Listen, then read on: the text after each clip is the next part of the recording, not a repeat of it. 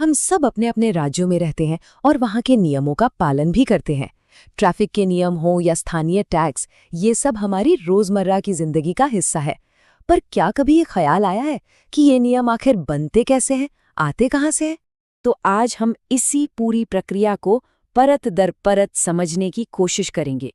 देखेंगे कि कैसे कोई एक विचार राज्य के विधानमंडल के अंदर एक कानून की शक्ल ले लेता है। ये सारा काम होता है राज्य विधानमंडल में। इसे आप आसान भाषा में राज्य की अपनी संसद समझ सकते हैं।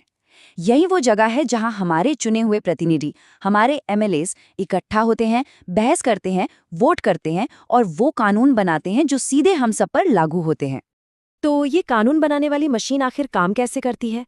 इसके कौन-कौन से हिस्से हैं और वो कैसे एक साथ मिलकर चलते हैं? चलिए जरा और करीब से देखते हैं। देखिए, बहुत सीधे शब्दों में कहें तो राज्य विधानमंडल ही वो संस्था है जिसके पास किसी राज्य में कानून बनाने की जिम्मेदारी होती है। संविधान ने कुछ विषय राज्यों को दिए हैं, कुछ केंद्र को और कुछ दोनों को। तो विधानमंडल राज्य और दोनों की साझा लिस्ट वाले विषयों पर कानून बना सकता है। अच्छा, अब एक मजेदार बात यह है कि हर राज्य का विधानमंडल एक जैसा नहीं होता।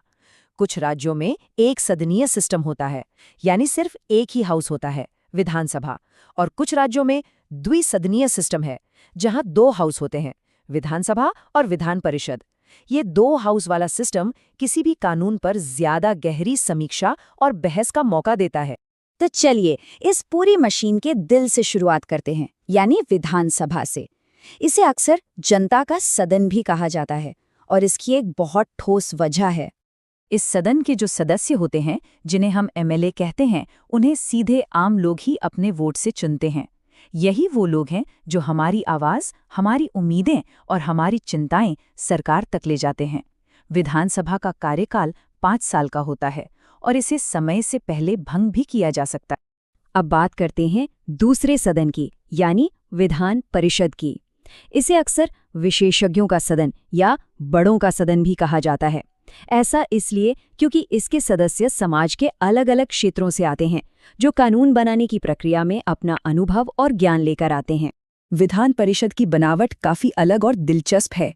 विधानसभा की तरह यहाँ सदस्य सीधे जनता द्वारा नहीं चुने जाते, बल्कि कुछ सदस्यों को टीचर्स चुनते हैं, कुछ को ग्रेजुएट्स, कुछ को स्थानीय निकायों के सदस्य और कुछ को एमएलएज खुद चुनते हैं, और बचे हुए सदस्यों को राज्यपाल मनोनीत करते हैं। विधानसभा के उलट विधान परिषद एक स्थायी सदन है, मतलब इसे कभी भंग नहीं किया जा सकता। इसके सदस्य 6 साल के लिए चुने जाते हैं और हर 2 साल में 1/3 सदस्य रिटायर हो जाते हैं। ये सदन कानून बनाने की प्रक्रिया में एक तरह की स्थिरता और निरंतरता लाता है। तो अब सबसे बड़ा सवाल उठता है कि इन दोनों सदनों के बीच शक्ति का संतुलन कैसा है? क्या दोनों बराबर के ताकतवर हैं या फिर किसी एक का पलड़ा दूसरे पर भारी है? चलिए पता करते हैं। जब कोई साधारण कानून बनाने की बात आती है तो असली ताकत विधानसभा के पास ही होती है। वो बिल पेश करती है, उसे पास करती है। विधान परिषद उस बिल पर सिर्फ सुझाव दे सकती है या कुछ समय के लिए उसे रोक सकती है, लेकिन वो किसी बिल को हमेशा के लिए खारिज नहीं कर सकती। अगर विधानसभा चाहे तो परिषद के सुझावों को नजरअंदाज करके बिल को दोबारा पास कर सकती है। और जब बात आती है पैसे की, यानी मनी बिल्स की, तो समझिए कि तिजोरी की चाबी पूरी तरह से विधानसभा के हाथ में होती है। मनी बिल्स सिर्फ और सिर्फ विधानसभा में ही पेश किया जा सकता है। विधान परिषद इसमें न तो कोई बदलाव कर सकती है और न ही इसे खारिज कर सकती है। उसे 14 दिनों के अंदर बिल को वापस भेजना ही पड़ता है। तो अब तक ये तो बिल्कुल साफ हो गया है कि शक्ति का पलड़ा विधानसभा की तरफ ही भारी है।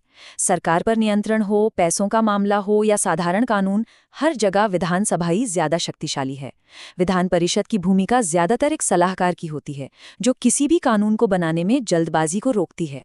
तो चलिए अब उस पूरे सफर को देखते हैं जो एक विचार तय करता है कानून बनने तक। आखिर ये प्रक्रिया चलती कैसे है? देखिए, ये सफर शुरू होता है एक बिल या विधेयक के साथ। मनी बिल को छोड़कर कोई भी बिल दोनों में से किसी भी सदन में पेश किया जा सकता है। फिर उस पर लंबी बहस होती है, चर्चा होती है, वोटिंग होती है। एक सदन से पास होने के बाद बिल दूसरे सदन में जाता है। जब दोनों सदन बिल को मंजूरी दे लेते हैं, तब इसे राज्यपाल के पास भेजा जाता है उनके हस्ताक्षर के लिए। एक साधारण बिल के मामले में विधान परिषद उसे ज्यादा से ज्यादा 4 महीने तक ही रोक सकती है। ये समय सीमा बहुत जरूरी है। ये तय करती है कि परिषद किसी कानून को अनिश्चित काल के लिए लटका नहीं सकती और आखिरकार विधानसभा यानी जनता की इच्छा ही सर्वोपरि रहती है। राज्यपाल इस प्रक्रिया में एक गेटकीपर की तरह काम करते हैं। वो बिल पर हस्ताक्षर करके उसे कानून बना सकते हैं या उसे पुनर्विचार के लिए वापस भेज सकते हैं या कुछ खास मामलों में राष्ट्रपति के विचार के लिए भी सुरक्षित रख सकते हैं। तो ये सब कुछ जानने के बाद एक बहुत ही बुनियादी सवाल मन में आता है।